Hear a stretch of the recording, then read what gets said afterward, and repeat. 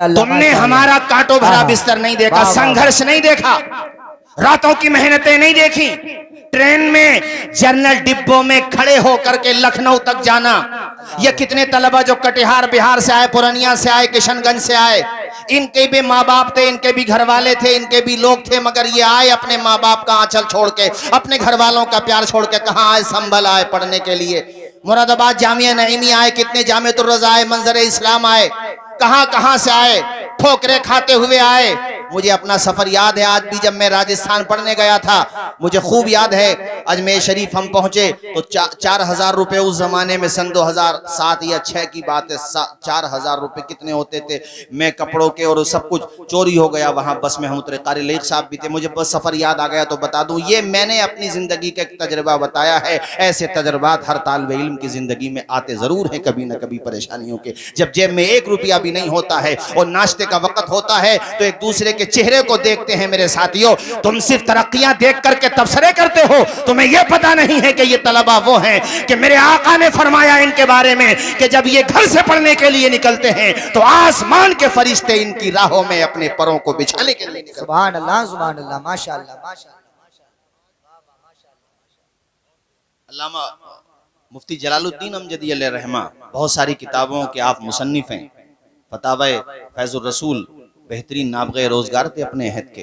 कहते हैं दिन भर में मजदूरी करता था, दिन भर में मेहनत करता था, घर का खर्चा चलाने के लिए दिन भर में मेहनत करता, मजदूरी करता, जिससे मेरे घर का चूल्हा जलता था।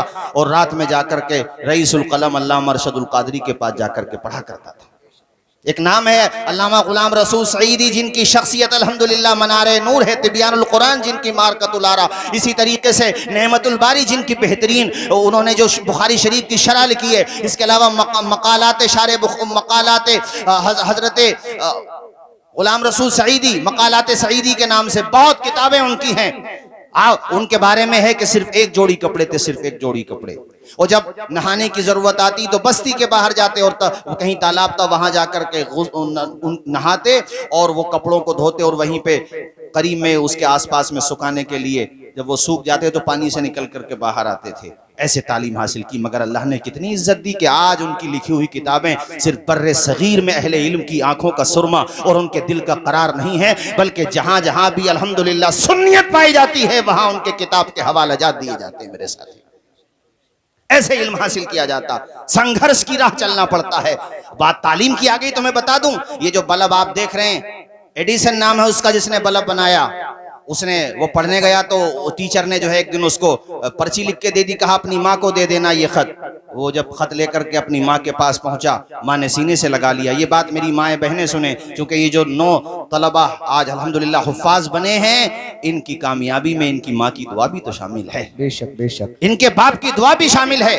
तो वो घर पे आया, जाकर के अपनी माँ को वो पर्चा दिया जो टीचर ने दिया था। माँ ने सीने से लगाया, पूछने लगा, माँ इसमें क्या लिखा हुआ है?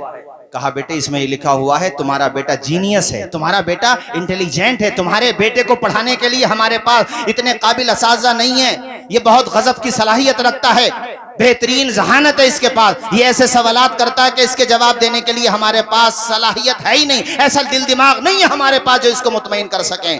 उसका कॉन्फिडेंस बढ़ गया। माँ ने ऐसे कहा और फिर माँ ने खुद जिम्मेदारी संभाली, कहा अपने बेटे को मैं पढ़ाऊंगी। और इतना पढ़ाया कि उसने दर्जनों इजादात की। ये बल्ब उसने बनाया और भी बहुत सारी इजादात की और अपने दौर का बेहतरीन साइंटिस्ट बना। उसकी माँ तो फौत हो गई थी, इंतकाल हो गया था माँ का, माँ मर चुकी थी। एक दिन सामान तलाश करते करते वही पर्ची उसकी निगाहों के सामने आ गई। उसने पर्ची जब खोल के देखी, आंखों से आंसू टपकने लगे, दिल का पैमाना आंखों से छलकने लगा। पर्ची में लिखा हुआ था, तुम्हारा बेटा कुन जहन है, ये कुछ नहीं पढ़ता, इसका जहन काम नहीं करता, उल्टे सीधे सवालात करता है। आप ऐसा करो, आइंदा हमारे स्कूल में अपने बच्चे को पढ़ने मत भेजना, वरना फिर हमें मजबूरन तुम्हें आकर के बताना पड़ेगा। पर्चे में लिख दिया कि आइंदा अपने बेटे को मत भेजना। ये पर्चा वो पढ़ता हुआ जा रहा था और आंखों से टपक रहे थे आंसू के मेरी माँ थी जिसने डूबता हुआ सूरज उगा करके दिखा दिया। संघर्ष की राह जो चलता है, हालात वही बदलता है, जिसने रातों से जंग जीती है, सूरज बनकर वही चमकता है।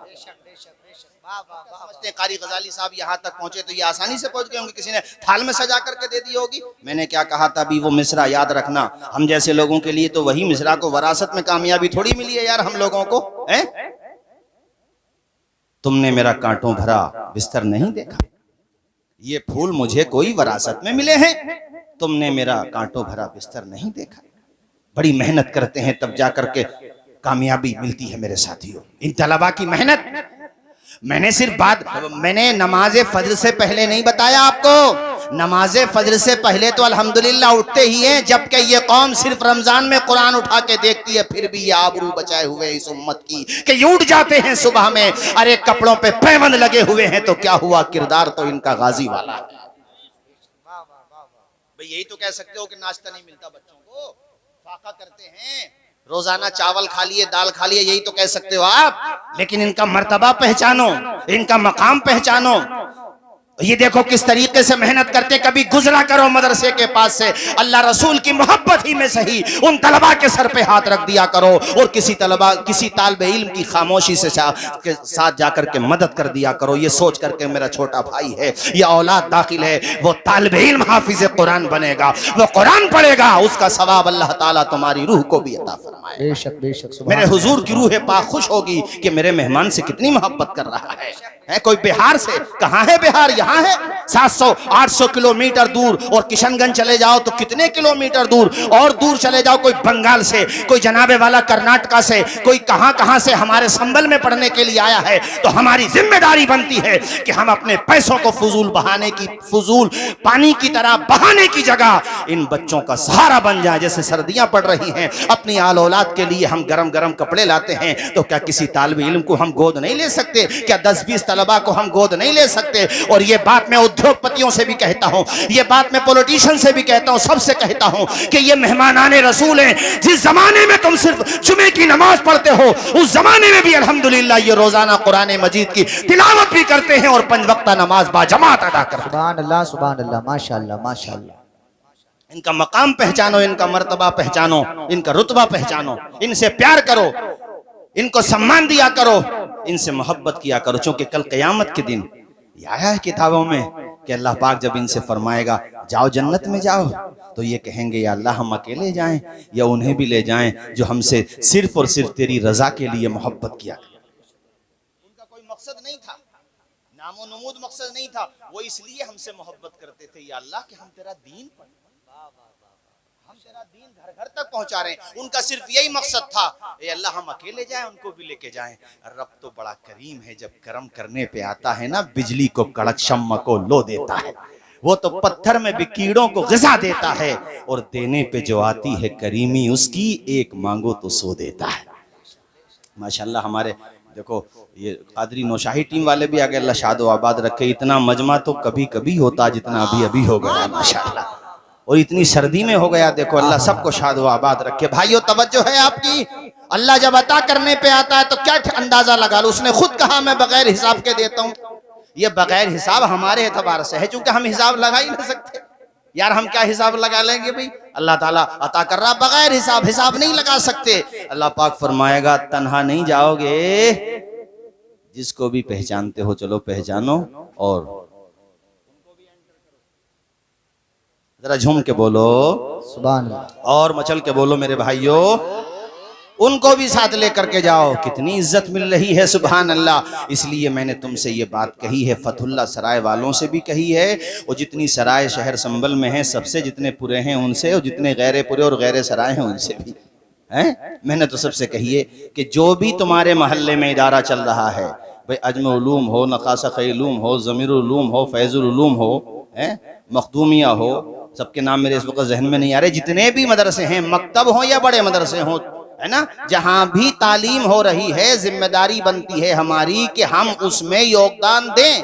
अरे आदमी गुड़ न दे, गुड़ जैसी बोली तो बोल दे।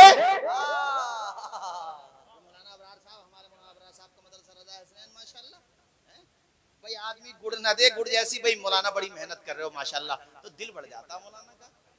ये नहीं है गुजरे तो इधर से भी गुजरे तो ऐसा लग रहा था भोपाल के बटुए हैं, उधर से गुजरे तो भी ऐसे ही लग रहा था, और मौलाना का दिल टूट जाता है। तो मेहनत करो, इनके बाल बच्चों को पढ़ाओ, और सीधे मुंह नहीं बोल सकते। अरे 150 रुपए हाथ पे रख दो उसके, हैं तुम्हारे 150 रुपए से कुछ नहीं घटेगा, मगर उस मौलाना का दिल बढ़ जाएगा जरा। जैसे यहाँ पर माशाल्लाह मैंने अंदाजा लगा लिया थोड़ी देर में मैं भी सैर व सियाहत वाला आदमी हूँ, मुझे थोड़ी बहुत पहचान तो हो ही जाती है। खूब खुश है माशाल्लाह फतहुल्लाह सराय वाले यहाँ पर। मैंने देखा थोड़ी देर में बहुत सारे लोग आ गए मोहल्ले के और बड़े खुश हैं। कभी कारी साहब बड़ी मेहनत कर रहे हैं, बच्चों को पढ़ा रहे हैं। यार तुम अगर मर गए तो नमाज जनाजा पढ़ाने वाला बेटा नहीं मिलेगा तुम्हें, अगर ये मदरसे बंद हो गए तो। ये सवाल आता कारी नैयर साहब मदरसों ने क्या दिया है? मैंने कहा तुम्हारे बच्चों को जिंदगी का सलीका दिया है मदरसों को। मदरसों ने तुम्हारे बच्चों को पत्थरों से हीरा बना दिया है मदरसों ने। तुम कहते हो इन मदरसों ने क्या दिया? जिंदगी जीने का सलीका दिया है मदरसों ने, शूर जिंदगी दिया है मदरसों ने। हमारे बच्चों को अपने वक्त का बेहतरीन आलिम बनाया है मदरसों ने।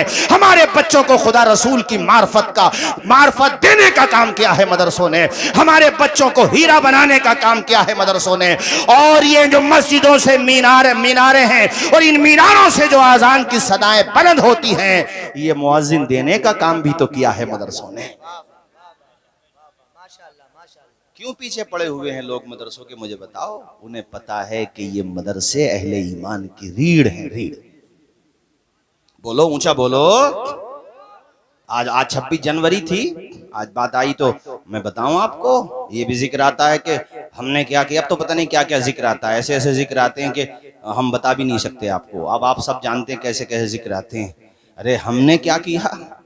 हम खून की किस्तें तो कई दे चुके, लेकिन ए अर्ज़े वतन हक अदा क्यों नहीं होता है? सवाल है हमने क्या दिया? आखिरी शासक थे बहादुर शाह जफर, उनके सामने उनके पोतों के कटे हुए सर रख के लाए गए थे मेरे भाइयों। मगर फिर भी उन्होंने हिम्मत नहीं हारी, हौसला नहीं हारा। हमने क्या दिया? उनसे उस वक्त के बड़े बड़े हुक्मरानों ने कहा था, बहादुर शाह जफर अब लंका लुट चुकी है, कुछ नहीं बचा तुम्हारा। सब कुछ ईस्ट इंडिया कंपनी के अधीन है, सब कुछ उसी के पास है, तुम्हारे पास कुछ नहीं।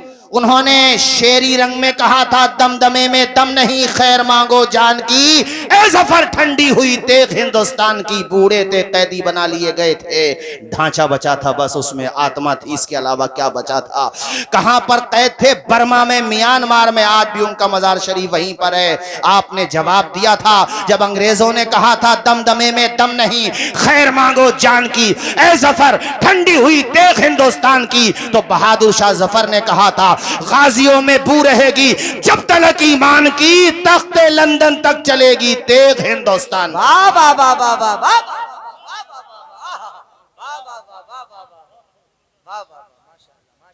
भाइयों बस में चूंकि वक्त का मुझे ख्याल है, मैं तो औरों से कहता हूँ ख्याल रखो, तो मैं नहीं रखूंगा तो कौन रखेगा? इसलिए मैं आपसे आखिर में कहूंगा, कारी गजाली साहब बैठ जाओ थोड़ी देर जरा। आप भी, आपको हमारे ये अच्छा हजरत को लेने के लिए जा रहे हैं। ठीक है ठीक है, हाँ ले आइए फौरन, चूंकि सर्दी बहुत ज्यादा है और आप देख रहे हैं कोहरा भी पड़ रहा है, मगर फिर भी आप लोग तशरीफ लाए। मौला ताला हम सबको अमल की तौफीक अता फरमाए। भाइयों आखिर में चंद बातें और कहूंगा। देखो तौहीद, अल्लाह को एक मानना, जोर से बोलो अल्लाह को एक मान। ये सारी बातें घुट्टी में पिला दी जाती हैं मदरसों के अंदर। एक मान, कुल हुवल्लाहु अहद, ऊंचा बोलो अल्लाह माबूद ला इलाहा इल्लल्लाह, माबूद सिर्फ अल्लाह। एक लॉजिकल बात कह रहा हूं मैं बहुत सीधी सीधी बात कह रहा हूं भाई। खुदा कौन? खुदा अक्ल के एतबार से कौन होगा भाई? खुदा जो हमें बनाए या जिसे हम बनाए? अरे ऊंचा बोलो यार, जिसे हम बनाए। तो जिसे हमने बनाया वो तो खुद हमारा मोहताज है। खुदा वो है जिसने हमें भी बनाया, जिसने पूरे संसार को बनाया, जो संसार का रचयिता है। अब इसको हमारा जुर्म समझो, कुछ भी समझो, मगर ये सच है कि अहले हक माबूद और खुदा सिर्फ एक ही को मानते हैं। अपने नबी को भी हम खुदा नहीं मानते, जान से ज्यादा प्यार करते हैं उनसे, मगर उन्हें भी हम खुदा, अरे जोर से बोलो खुदा। उन्होंने खुद हमें ये तालीम दी, अशहदु अल्ला इलाहा इल्लल्लाह, अल्लाह माबूद सिर्फ और सिर्फ अल्लाह। माबूद सिर्फ वो है, ये तो अकल भी कहती है। बाबा खुदा वही तो है जिसने सबको बनाया, जिसका कोई अंत नहीं, जिसकी कोई शुरुआत नहीं। यार जिसका आगाज होगा अंजाम भी होगा, लॉजिकल बात है। अरे 1000 साल की उम्र भी किसी की है तो भैया 1000 साल के बाद तो एंडिंग है कि नहीं? बोलो। और जिसकी एंडिंग हो गई वो खुदा कैसे होगा भाई? खुदा तो वो है जिसने सबको बनाया, उससे किसी ने नहीं बनाया। उसका ना आगाज ना इंतहा, वो हमेशा से है, हमेशा रहेगा। ऊंचा बोलो हमेशा। बात खत्म हो गई। जिस पे मौत तारी हो जाए वो कैसे खुदा हो सकता है? जिसकी एंडिंग हो जाए वो कैसे खुदा हो सकता है? जो किसी का मोहताज हो, खुदा वो है जो किसी का मोहताज नहीं, पूरा संसार उसका मोहताज। ये बिल्कुल लॉजिकल बात है। हमने ये किताबों में पढ़ा, हमारे मौलाना कामिल साहब हमारे साथी बैठे हुए हैं, उसको इसमें क्या बोलते हैं, उसूल शाशी में भी है, हमारे वहाँ उसूल फिक़ह की किताब है, हमारे हज़रत मौलाना आरिफ साहब क़िबला तशरीफ़ फरमा, उलमा पूछिए इनसे। उसमें सवाल ये है कि अगर अंबियाए किराम की जमात नहीं भी आती तब भी क्या इंसानों पे लाजिम था कि वो खुदा को एक माने? तो जवाब में दिया गया है उसकी अक्ल तो उसको बताने के लिए काफी है ना, कहाँ इस संसार का रचयिता सिर्फ एक ही है। तब भी जरूरी था उसके ऊपर अपनी अक्ल दौड़ाए कि जिसकी एंडिंग हो जाए वो खुदा कैसे हो सकता है। हमारे हजरत मौलाना ज़ियाउल मुस्तफ़ा साहब क़िबला माशाअल्लाह, हजरत मौलाना रिफाउल साहब, हाफिज मुनव्वर साहब हसनपुर से, देखो इतनी सर्दी में आ गए, तुम तो शहर के सराय और पुरे से आए हो या हसनपुर से आए? सुबह इतनी सर्दी में अल्लाह शादो आबाद रखे, अल्लाह खुश रखे सबको। भाइयों बात समझ आ रही कि नहीं आ रही? बोलो। अल्लाह का शुक्र अदा करो कि अल्लाह ने तुम्हें साहिब ईमान बनाया। इससे बड़ी दौलत है दुनिया में किसी के पास?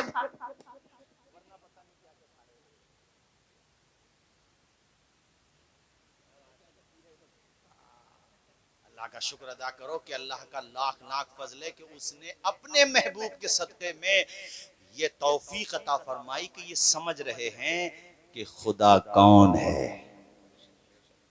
जोर से बोलो खुदा कौन है? हजरत ईसा जब दुनिया में आए बगैर बाप के, तो उन्होंने जब उनकी माँ पे इल्ज़ाम लगा, सूरह ताहा में है 16वें पारे में, इल्ज़ाम लगा हजरत मरियम पे कि बगैर बाप के कैसे हो गए, उल्टा सीधा इल्ज़ाम लगा दिया लोगों ने।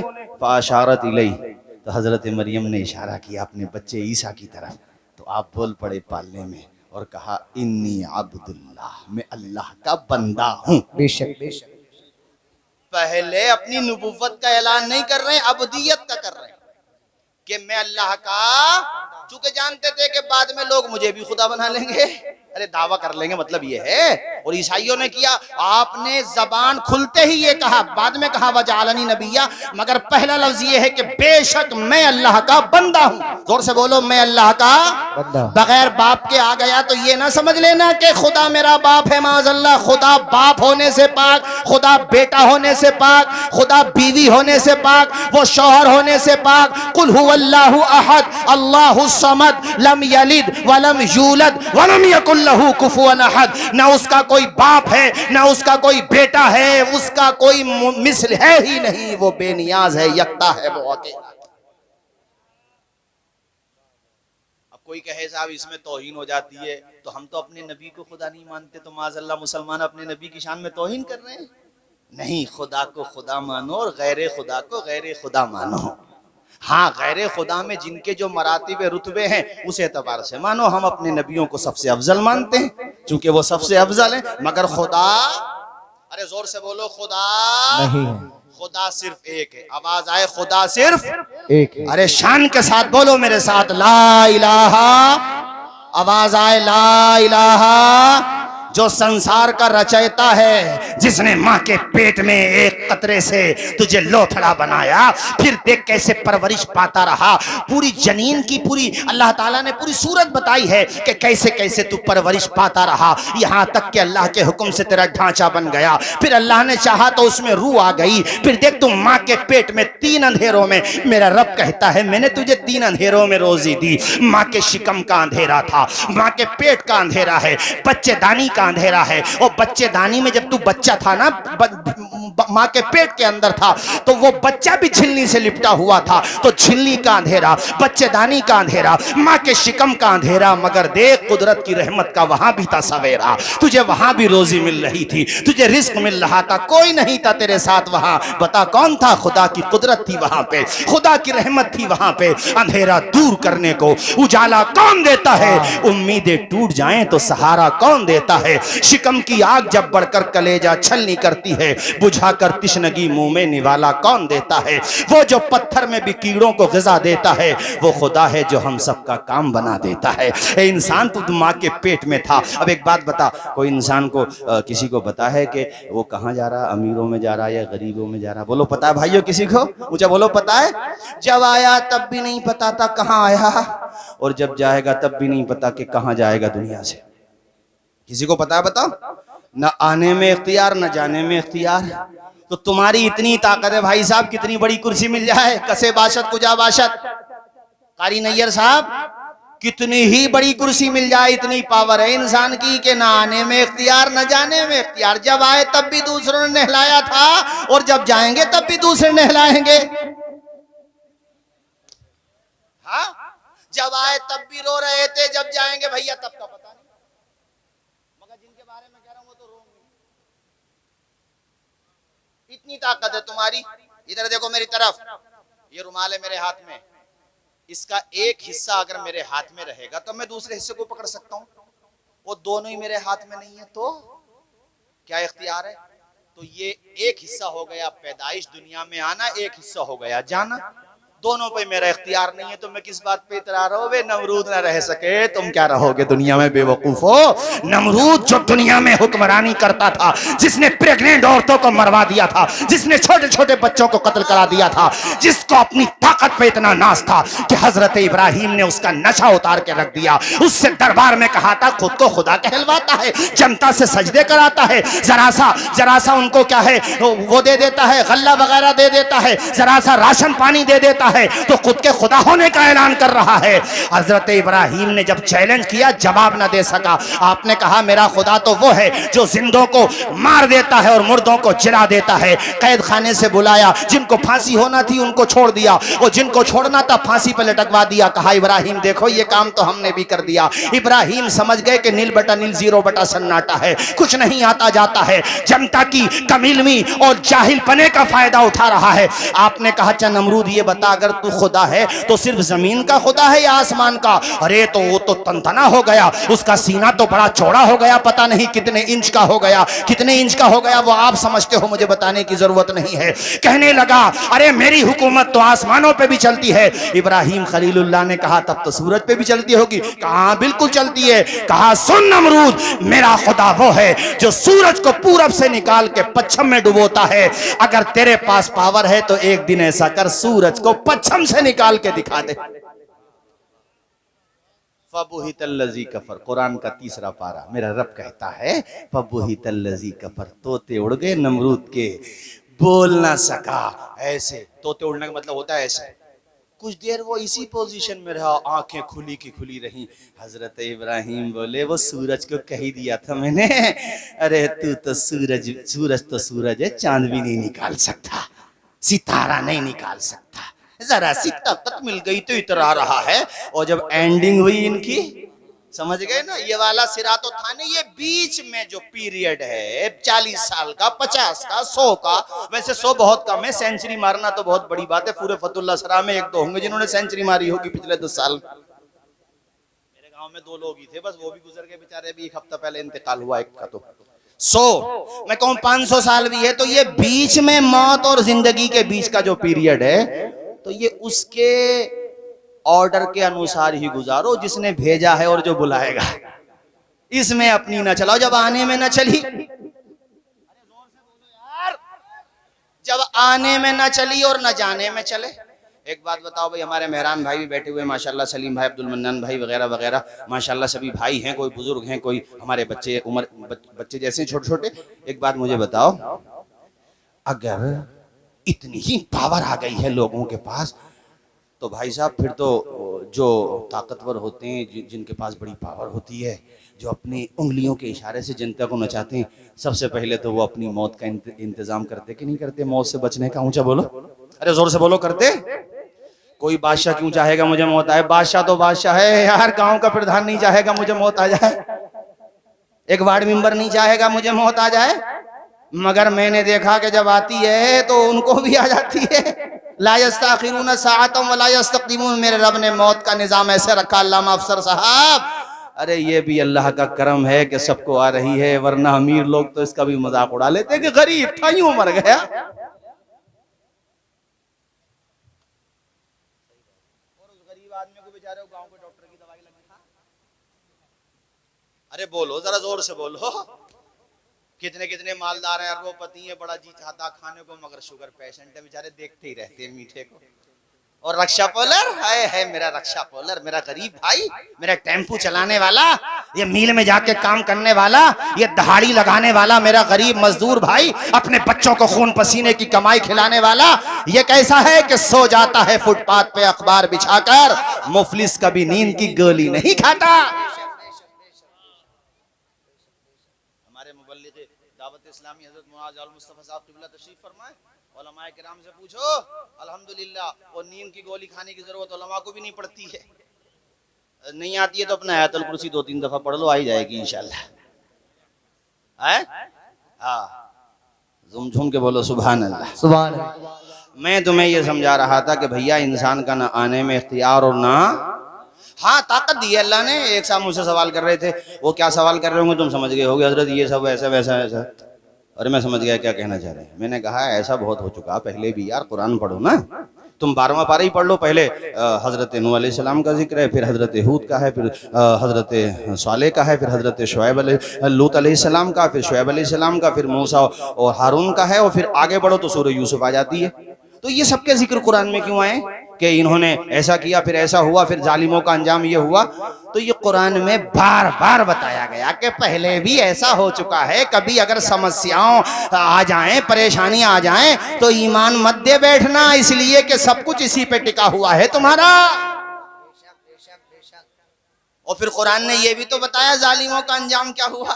अब तफसीर पढ़ लो कुरान की। ये जो नमरूद थे, मिस्टर नमरूद, अरे थोड़ा इज्जत के साथ नाम लो ना यार, किसी की बेइज्जती भी करो तो इज्जत के साथ करो यार। हम लोग जबान का गलत इस्तेमाल क्यों करें। मिस्टर नमरूद की जब एंडिंग होती है तो अल्लाह ने फरिश्तों की जमात नहीं भेजी, अल्लाह पाक ने मच्छरों की फौज भेजी। जो फौज थी उसने उस फौज को निपटाया। उन मच्छरों में एक मच्छर था, विकलांग था वो। उनको लंगड़ा कहोगे तो उनकी रूह को तकलीफ न पहुंचेगी है। विकलांग, विकलांग थोड़ा जरा सही लफ्ज है। विकलांग मच्छर, ब्रेन वाश्ड था वो सीधा एंट्री करता है नाक के रास्ते से ब्रेन में, ब्रेन हेमब्रिज तवी से चला शायद। और उसने वो अटैकिंग, मतलब उसने वैसा अटैक किया कि वही जनता जो उसको सर झुका के सजदा करती थी, अपने पांव का जूता मारती थी, तो इनाम देता था, तो बड़ा रेस्ट मिलता था उसको वहां पे। जब देखो क्या अंजाम हुआ। जोर से बोलो हुआ कि नहीं, ऊंचा बोलो जरा भाइयों। हमने क्या बताया, वो मोहलत देता है, पावर नहीं देता है। अब मैं हाथ हिला रहा हूं तो ये मोहलत तो है, ये बेवकूफी है। मैं समझूं कि मेरे हाथ हैं, जिस दिन दम निकलेगा ऐसे पड़े हुए होंगे। अबे तो बेवकूफ हो, ये जो तुम्हें टाइम मिल गया है अच्छा करने का, तो जनता के हित में काम करो, अच्छे काम करो। लड़ने झगड़ने की बातें क्यों करते हो, लड़ाने उड़ाने की? तुम्हारे काम आएंगी, अच्छा काम करके जाओगे। मगर आजाब में भी तो फर्क होगा ना। तो मैं इस एतबार से कह रहा हूं कि कभी ये ना सोचो कि हम खुदा हैं। बहुतों के नशे अल्लाह ने ढीले कर दिए, मोहलत दी अल्लाह ने। मैंने पहले तुमसे क्या कहा कि अल्लाह मोहलत देता है, मगर अल्लाह कुरान में ही कहता इन्ना बत्शा रब्बिका लशदीद, बेशक तेरे रब की पकड़ बहुत सख्त है। जोर से बोलो, पकड़ बहुत। फिरौन को नहीं डुबो दिया अल्लाह ने बहरे अहमर में। और जब उसने मौत को देखा, अजाब के फरिश्तों को देखा, तो 11वें पारे में है, कहने लगा मैं ईमान लाता हूँ मूसा और हारून के रब पे। अल्लाह पाक ने जवाब दिया आल आना वक़द असैता क़ब्लु व कुन्ता मिनल मुफ़सिदीन। अब ईमान ला रहा है, पहले तो बहुत बड़ा फसादी था। कुरान में। और इसके बिल्कुल फौरन बाद आयत है, अल्लाह कहता हम तेरे बदन को महफूज रखेंगे ताकि लोगों के लिए इबरत का सामान। अरे कुरान की एक एक बात सच्ची है मुसलमानों, ईमान मजबूत रखो, डगमगाओ मत। कभी ऐसी सिचुएशन आए तो मैदान करबला है ना हमारी निगाहों के सामने, क्यों डगमगा रहे हो भाई?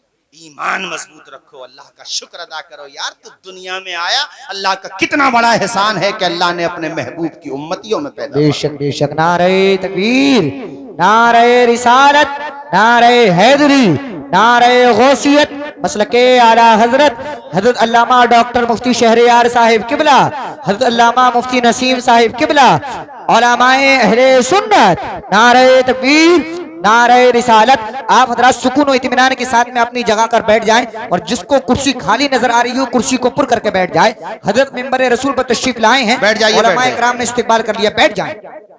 बैठ जाओ भाई, सारे लोग बैठ जाओ। खतीब अहले सुन्नत, मुबल्लिग इस्लाम, अजीम इस्लामिक स्कॉलर हजरत डॉक्टर शहरयार साहिब किबला कैसे खतीब हैं मुझे बताने की ज़रूरत नहीं है, आप बारहा सुन चुके हैं। हजरत अपना तारुफ खुद हैं अल्हम्दुलिल्लाह। आप सुनेंगे 1 घंटे के बाद आपको ऐसा लगेगा कि हजरत 1 घंटा और तकरीर करें, 2 घंटा हो जाएगा, जी चाहेगा 2 घंटा और करें, और 2 घंटे में तो हजरत को समझ लो माशाअल्लाह। बहुत अजीम मुफक्किर हैं, बेहतरीन खतीब है, हक गो आलिम दीन अल्हम्दुलिल्लाह। आप सुनेंगे दिल बाग बाग हो। कलमा शरीफ पढ़े, ला इलाहा इल्लल्लाहु मुहम्मदुर रसूलुल्लाह। फिरौन से अल्लाह ने कहा तेरी लाश को हम बचाएंगे, महफूज रखेंगे।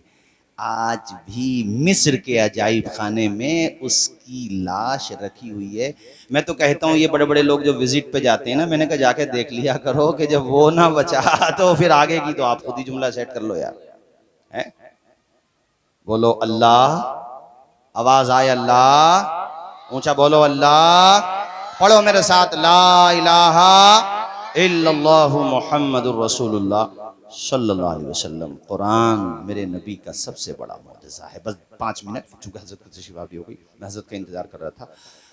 आपने भी देख लिया और मैंने भी छोटी जिंदगी में देख लिया कि कुरान मजीद के साथ दुनिया के तवागीत, जालिम, दुश्मनाने दीन जितनी मुखालफत कर रहे हैं कुरान के साथ, अल्लाह की कसम लेके ये बात कह रहा हूँ कि कुरान उतना ही लोगों के सीनों में उतरता चला जा रहा है। अभी रिसेंटली, ज़्यादा दिनों की बात नहीं है, यूरोप के बड़े बड़े कई मुफक्किरीन ने अभी 1-2 महीने के अंदर, किसी की दावत पर नहीं, किसी ने समझाया नहीं, खुद ही उन्होंने कुरान को स्टडी किया और वो अल्हम्दुलिल्लाह दामन इस्लाम से वाबस्ता हो गए। खुद ही अपने आप ही इतना असर पड़ता कुरान का। कुरान का चैलेंज कल भी था, आज भी है कि किसी में ताकत है, जिन्नात को भी बुला लो साथ में अपने, चूंकि शयातीन जिन भी होते हैं, शरपसंद भी होते हैं, तो तुम अमल उमल करके कैसी सेटिंग कर करा के उन्हें भी बुला लो और तुम भी सब लग जाओ, जितने भी पढ़े लिखे हो, कुरान की तरह एक आयत ला के दिखा दो। चैलेंज कल भी था, आज भी है। और कुफारे मक्का ने तो बड़ी कोशिश की थी, अब्दुल्ला इब्न मुक़फ़्फ़ा को पकड़ के लाए थे एक दफ़ा, बहुत बड़ा फसी था ये, बेहतरीन अरबी ज़बान का माहिर था, शायर था, पकड़ के लाया, उसे सेट किया बड़ी मुश्किल से, तो वो आया, तो वो जाने लगा, बोले चलो आज हम करते हैं मुकाबला, मुसलमानों के नबी, हमारे प्यारे नबी का नाम लिया उसने, कहा हम करते हैं मुकाबला। वो पब्लिक पीछे पीछे जा रही थी, अब्दुल्ला इब्न मुक़फ़्फ़ा आगे आगे जा रहा था। रास्ते में मुसलमानों का कोई बच्चा कुरान मजीद की आयत की तिलावत कर रहा था, तो वहीं पे रुक गया, कहा बेटा ये बता तू क्या पढ़ रहा था? कहा ये कुरान है, मैं कुरान पढ़ रहा था। तो वहीं से बैक हो गया, पब्लिक इधर को ढकेल रही है तो पब्लिक उधर को ढकेल रहा। अरे लोगों ने कहा अब्दुल्ला इब्न मुक़फ़्फ़ा तुम तो अभी बड़ी लंबी लंबी हाँक रहे थे। कहा बेवकूफ़ो, ये बच्चा जो पढ़ रहा है, अल्लाह की कसम ये किसी बशर का कलाम हो ही नहीं सकता, और बशर ही तो मुकाबला कर सकता है बशर से, खुदा के कलाम से कौन मुकाबला कर सकता है। वापस हो गया भाइयों, एक दफा और सेट करके लाए थे एक बहुत बड़े अदीब को, और हुजूर की चौखट पे पहुंच गए थे ये लोग। मेरे आका उस वक्त कुरान मजीद के दूसरे पारे की इस आयत की तिलावत कर रहे थे, वलकुम फिल क़िसासी हयात। इतना ही उसने सुना, चौखट पे खड़ा हो गया था, खड़ा था, गिर गया था और वहीं से वापस हो गया था। कहा था मक्का वालों, मोहम्मद का मुकाबला नहीं कर सकते हो, इसलिए कि ये जो पढ़ रहे हैं किसी इंसान का कलाम नहीं है, ये तो रहमान का कलाम है। आज खुदा का शुक्र अदा करो, वो कुरान तुम्हारे घरों में मौजूद है, उसकी तिलावत किया करो। मुझे बता रहे थे कई लोगों ने आपके मोहल्ले के बताया कि बहुत से बच्चे हैं यहाँ पर भी, इस बस्ती में भी और दूसरी बस्तियों में भी, जो मोबाइलों पे जुआ खेलते हैं, इसके अलावा शराबे भी पी रहे हैं हमारे बच्चे। और क्या कैसी कैसी बुराइयां बताई, मैं क्या जिक्र करूं माइक पे। और ये नशे वाली बीमारी भी बहुत फैल रही है हमारे मुसलमान नौजवानों में। और भाई तू नशा करने दुनिया में थोड़ी आया था, तू तो दुनिया का नशा उतार के मुस्तफ़ा की मोहब्बत का जाम पिलाने के लिए आया था। तुझे क्या हो गया है यार, तू किधर चला गया है मेरे भाई। मस्जिदें देख हमारी आज भी खाली हैं, कम अज़ कम ऐसे हालात में तो हमें मस्जिदों को भरना चाहिए था, पेशानी झुकाना चाहिए थी। अच्छी बात है जो मस्जिदें हमारे हाथों से गई उसके लिए रोते हो, ये भी ईमान की निशानी है। इसमें मैं ये नहीं कहूँगा कि अच्छी बात नहीं है, ये कहूँ कि तुम मस्जिदों में तो आते नहीं, रो क्यों रहे हो। वो रोना भी ईमान की निशानी है। हाँ, मस्जिदों में नहीं आना ये तुम्हारी बदामाली है, रो रहे हो ईमान है। अब ऐसा करो जो मस्जिदें खाली हैं उसको भर के अपने गम को कम करो यार, आके खुदा की बारगाह में दुआ करो। वो मेरा परवरदिगार जब चाहेगा जैसे चाहेगा, हालात बदलने वाली ज़ात अल्लाह की ज़ात है, उस पर यकीन तो करो। हज़रत यूसुफ अलैहिस्सलाम का मैंने मुख्तसर तस्करा किया, देखा नहीं है तुमने, घर से दूर किए गए, भाइयों ने ही दूर किया। और फिर देखो उनके बारे में कहा गया भेड़िया खा गया, कुएं में डाल दिया, और कुएं से फिर निकाले गए। और फिर देखो इल्ज़ाम भी लगा उनके ऊपर, तोहमत लगी, और फिर जेल में गए। कैसे कैसे हालात से गुजरे, मगर फिर अल्लाह ने कैसी कामयाबी अता फरमाई कि मिस्र के तख्त पे बिठा दिया हजरत यूसुफ अलैहिस्सलाम को। भरोसा रखो खुदा की जात पर, उस पे यकीन रखो। नादान को इस बात का बिल्कुल नहीं पता, पढ़े व तो इज़्ज़ु मन तशाओ व तो ज़िल्लु मन तशा। अल्लाह के हुजूर ये होता है फैसला, व तो इज़्ज़ु मन तशाओ व तो ज़िल्लु मन तशा। बंजर ज़मीं पे फूलों की चादर बिछाए वो, पत्थर को मोम, मोम को पत्थर बनाए वो। उसकी रजा से जहर भी बन जाता है दवा। पढ़े सारे लोग, व तो इज़्ज़ु मन तशाओ व तो ज़िल्लु। नादान को इस बात का बिल्कुल नहीं पता। आखिरी शेर, और ये हम आपकी सबकी तरफ से, और जो हालात हैं आप समझते ही हैं। बेजानवाज़िशात की बारिश फजूली है, हमको जलील करने की साजिश फजूल है। बेजानवाज़िशात की बारिश फजूली है, हमको जलील करने की साजिश फजूल है। हम अपना कदम कदम पे निगहबान है खुदा। पढ़े झूम के, व तो इज़्ज़ु मन तशाओ व तो ज़िल्लु। माँ के पेट में उसने अकेला नहीं छोड़ा, इतने बड़े संसार में वो तुम्हें तन्हा नहीं छोड़ेगा। हज़रत मूसा अलैहिस्सलाम और हारून अलैहिस्सलाम से अल्लाह ने कहा, ये 16वें पारे में है सूरह मरियम में, अल्लाह ने कहा मूसा और हारून तुम जाओ, इसको फ़िरौन को दावत दो, तबलीग करो इसके पास जाके, और इसको समझाओ। अल्लाह पाक ने कहा ए मूसा और हारून, मैं तुम्हारे साथ ही हूँ, तुम्हारी बात सुन रहा हूँ मैं।